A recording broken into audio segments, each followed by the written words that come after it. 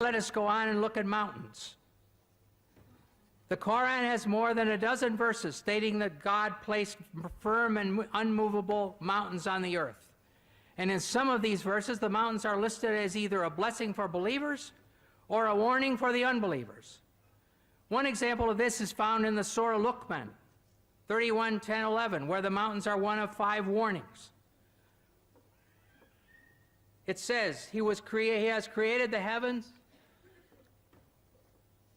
It says He has created the heavens without supports that you can see, and has cast Al-Ka onto the earth firm mountains, Rawasiya, lest it should shake with you.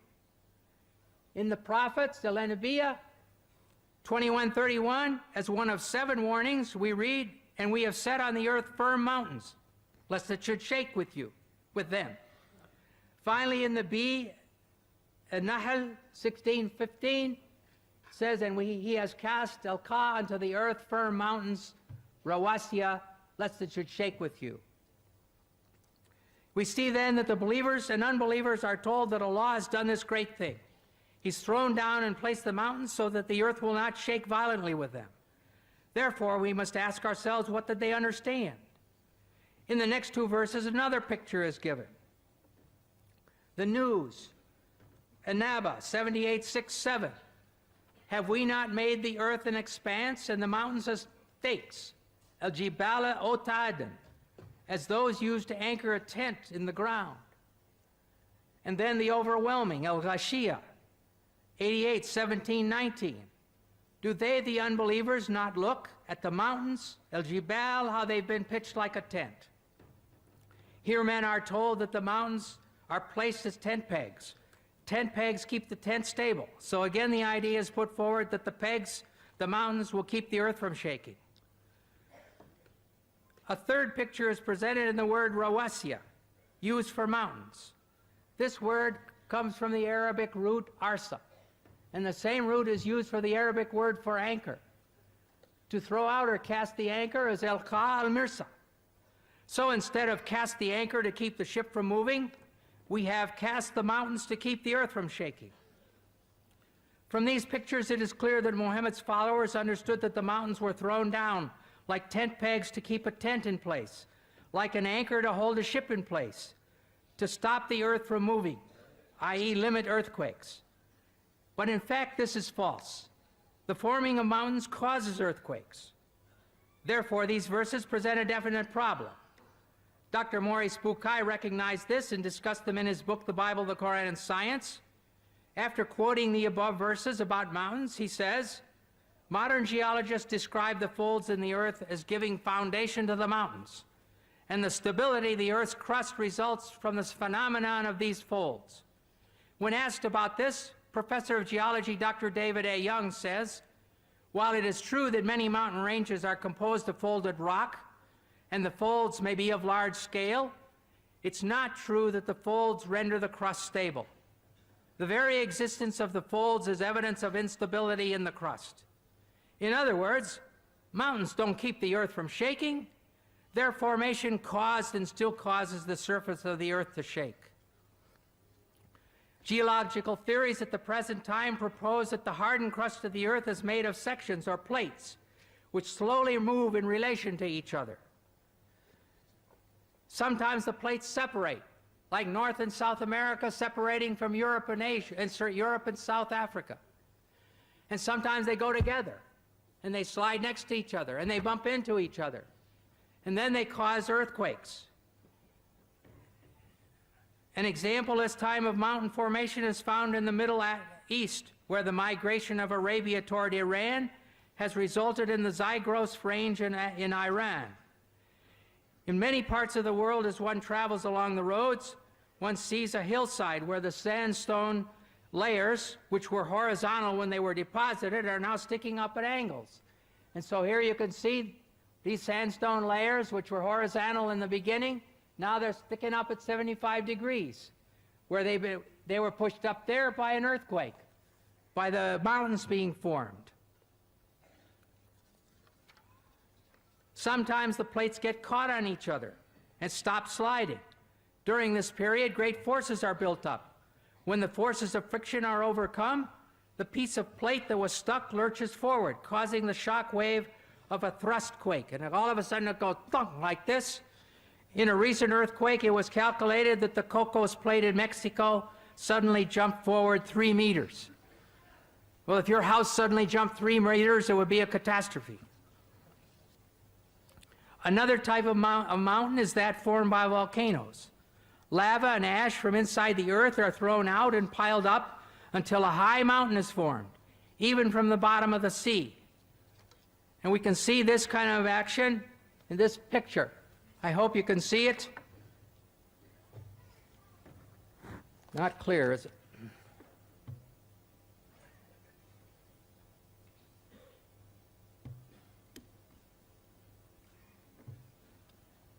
The ocean crust is right here, and the continental crust is there, and the oceanic crust is going down under the continental crust, and mountains have been formed here. Here's a volcano, and here is the magma or the molten rock going up through the volcano. And here's another volcano with magma going up. And so this is how the mountains are formed and earthquakes are formed.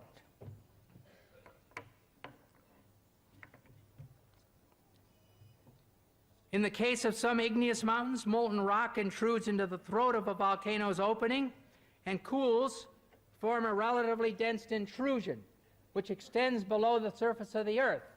So if this got stuck and sealed, then it would be like a plug. However, it's not a root. It does not bear the weight of the mountain. It's really a plug. Therefore, on occasion, pressure builds up under the plug, and the volcano explodes, as happened in the South Pacific at Krakatoa in 1883, when the whole island was blown away. And it happened in Mount St. Helena in our days, when the mountain was blown away. We can conclude from this information that mountains were formed originally with movement and shaking, and that now, in the present, earthquakes are caused by their continued formation. When the plates buckle over each other, there are earthquakes. When the volcanoes erupt, there can be earthquakes. However, it is clear that the followers of Muhammad were understanding these verses to say that Allah threw the mountains down as tent pegs or anchors to keep the earth from shaking. Throwing the mountains down into the earth may be poetry, but to say that mountains keep the earth from shaking is a severe difficulty, which is out of step with modern science. In the field of geology we have come to know today, the geologists they tell us that the radius of the earth is approximately 3,750 miles. And the deeper layers, they are hot and fluid and cannot sustain life. And the superficial part of the earth's crust which we live on, it is very thin, hardly 1 to 30 miles. Some portions are thicker, but majority 1 to 30 miles. And there are high possibility that this superficial layer, the earth's crust, it will shake. It is due to the folding phenomena which gives rise to mountain ranges, which gives stability to this earth. Quran says in Surah Nabah, chapter number 78, verse number 6 and 7, we have made the earth as an expanse, wal jabal outada, and the mountains as stakes. The Quran doesn't say mountains were thrown up as stakes, mountains as stakes. Arabic word autad means stakes, meaning tent peg. And today we have come to know, in the study of modern geology, that mountain has got deep roots. This was known in the second half of the 19th century. And the superficial part that we see of the mountain is a very small percentage. The deeper part is within. Exactly like a stake, how it is driven in the ground. You can only see a small part on top, the majority is down in the ground. Or like a tip of the iceberg, you can see the tip on the top, and about 90% is beneath water.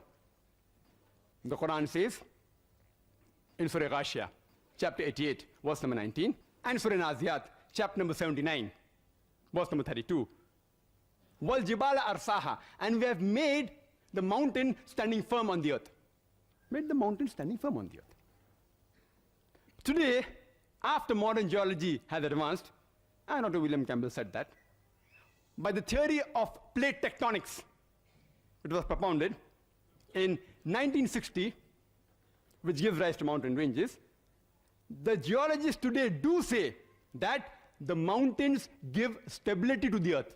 Not all geologists, but many do say. I have not come across a single geological book, and I challenge Dr. William Campbell to produce a single geological book, not his personal correspondence with the geologist. That doesn't carry weight. His personal correspondence with Dr. Keith Moore, documented proof. And if you read the book, The Earth, which is referred by almost all the universities in the field of geology, one of its authors by the name of Dr. Frank Press, who was the advisor to the former president of USA, Jimmy Carter, and was the president of the Academy of Sciences of USA, he writes in his book that the mountains are wedge-shaped, it has deep roots within, and he says that the function of the mountain is to stabilize the earth.